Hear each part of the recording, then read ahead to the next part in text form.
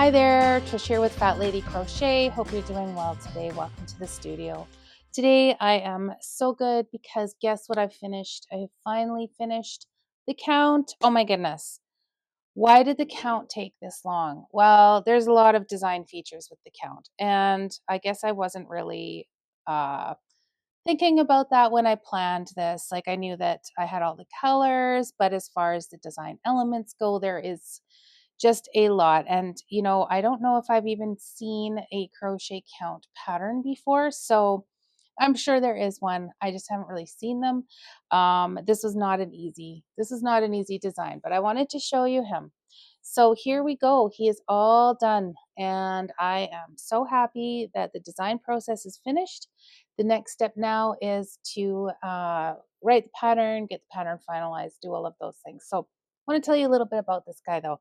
So our count, here we go. I just want you to take a look at those glasses. That nose was really giving me a lot of stress because I did not know how I was going to do that nose. And I spent time at night being awake trying to figure out how to do this nose. Now, when you look at it, it seems like it might be kind of obvious, but I'll tell you what happened. So I had been looking at the count's face, like trying to really figure out how I was going to do this design. And when you look at the count's face online, it's just like head on, and the nose is like kind of an elongated diamond almost. So that's kind of what I thought it was. I had forgot that it was like actually like this beak, like it's kind of like this curved beak. So anyways, I had it all set in my mind how I just said to myself, I am determined to finish this today. And so I had two ideas in my head for the nose because everything that I tried up until now did not work. So I had two ideas that I was going to try, and darn it, I was going to make one work no matter what. Anyways, I came online and I looked at I looked at our count online, and there was a video of him, and he was like counting, or whatever. And I got a profile of him with this nose, and I was like, holy mackerel. Thank goodness I saw that. Thank goodness I saw that video, because then it became really, really easy and clear and obvious what I needed to do. So what I've done with this is it's just a crocheted square that's folded on the diagonal and then sewn along one side, like it's sewn together on one side, and then on the other side it's sewn to the head here. So this part here is the fold, and then it's just I've just kind of shaped it down a little bit. So that's what we did. We did the exact same thing for the ears, same technique. We just put them up the other way so they're facing up rather than down. I also thought I was finished when I remembered that he also needed a goatee. So there you go. Now these eyes, I'll just get a little bit closer for you there. So these eyes, again, this was another thing that I was thinking about how I was going to do. And I was thinking, well, I'll probably just use black buttons, and then I'll use a technique that I've used on my grimace pattern. If you've seen my grimace pattern, I just kind of go over the eyes to create eyelids just with strands of fabric. Strands of yarn. So then the eyelids are and that's sort of what I was thinking I would do for this. And then I looked closer at these eyes, and he actually has like there's like a little eyeliner almost. And then there's like underneath there's also like an eyelid that kind of goes up this way.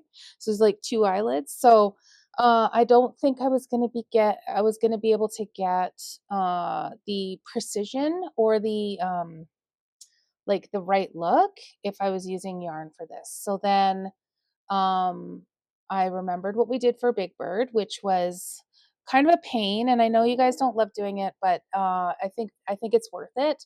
So we painted these eyes. So I have these wooden buttons, painted them white. Then I added the pupil and then the eyelids as well, and then that little line of eyeliner. So I think like I'm happy with that.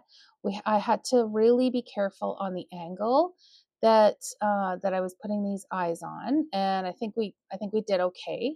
And then of course we have the mouth, and I've got those little fangs there. So they're kind of hard to see. The white on the lilac is kind of hard to see, but he definitely needs them. So we put him on for sure. Now, often when you see the count, he's got his mouth open and he has like a red tongue, and it's quite expressive. And when I made my old Sesame characters, like the baby characters, they all have like a wider mouth. Uh, it's not a 3D mouth. It's an actual piece that I've crocheted and then sewn over, like sewn over top. So with Cookie Monster, he's got like quite a wide mouth. Um, and I liked that, but I didn't want it for these guys. I wanted these guys to not have that big mouth just because they're smaller. So those other pieces seemed to be okay with those big mouths, but I'm not sure I'd be able to get the kind of detail that I wanted for the ones that are this size. Like these ones are, they're a lot more detailed than the original ones that I designed like in 2023 or whenever that was. So what are we talking about? The mouths. That's right.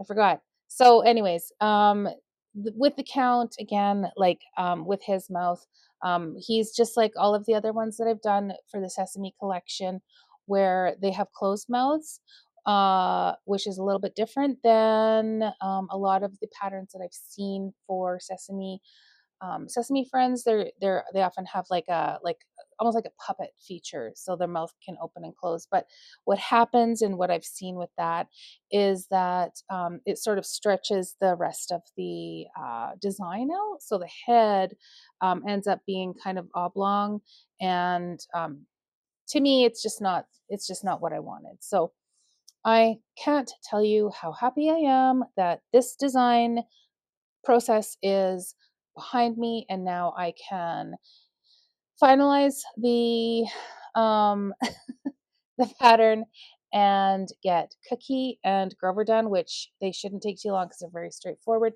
And then I can get this collection out. Oh my goodness. Like, this is wild.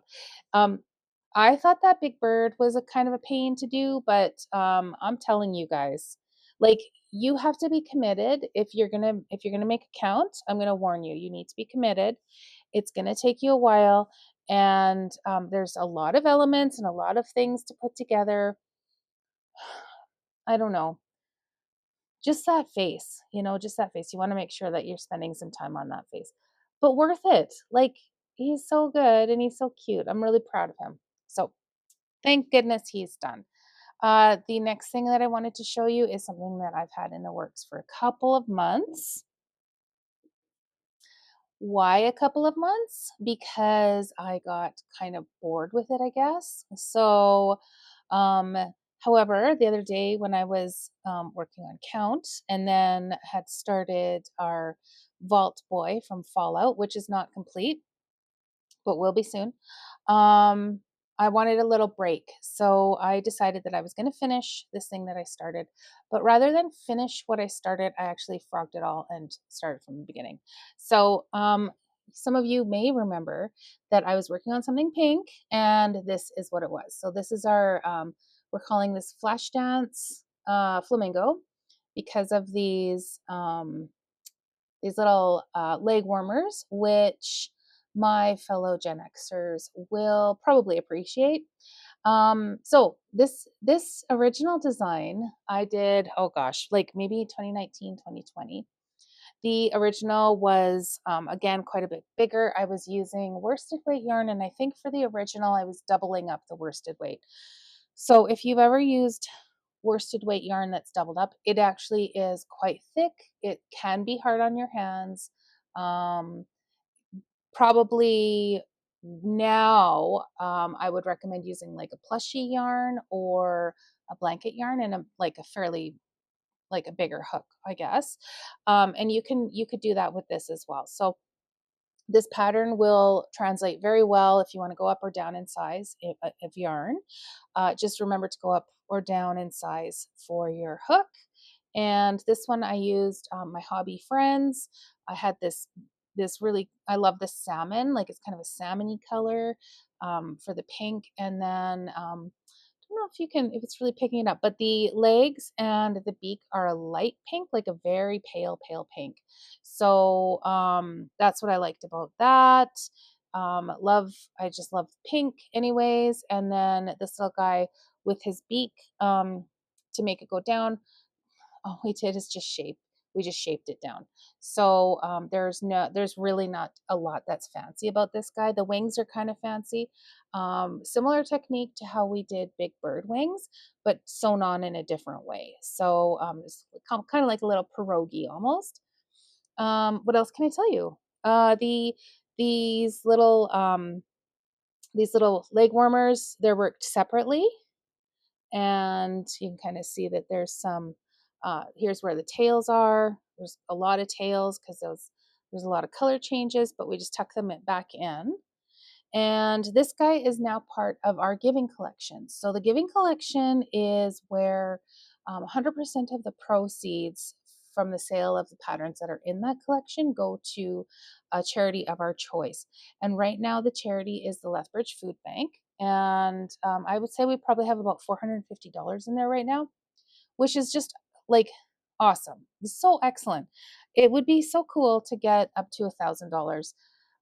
But 450, like that's a really beautiful donation. So I will keep collecting for them until April 1st, and then April 1st it will be a different charity, and I'm sort of looking at who the next charity is going to be. But for now, it's going to be the Lethbridge Food Bank. So all 100% of the proceeds just on my website, though.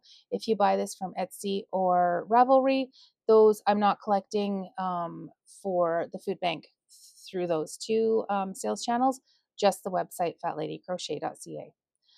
So in that collection, we also have the little alien, we have the cat's pajamas, and we have Sweetie Sloth. And I think there are 4 altogether.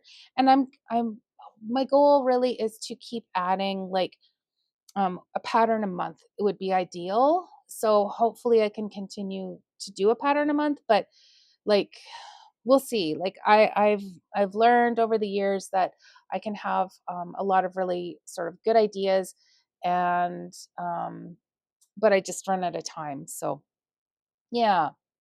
Yeah, so I think that's about it for today. Those are the updates that I wanted to share with you. And my next steps for this weekend will include I really need to get the what are they called? The St. Patrick's Day outfits for Mankini and for Long Dog finished, because April is early this year. I think it's like in the beginning of April. So I need to get St. Patty's done, and then I need to get onto Easter, the Easter outfits for those. So that's it for today. Have yourselves a wonderful weekend, and we will see you next time. Bye bye.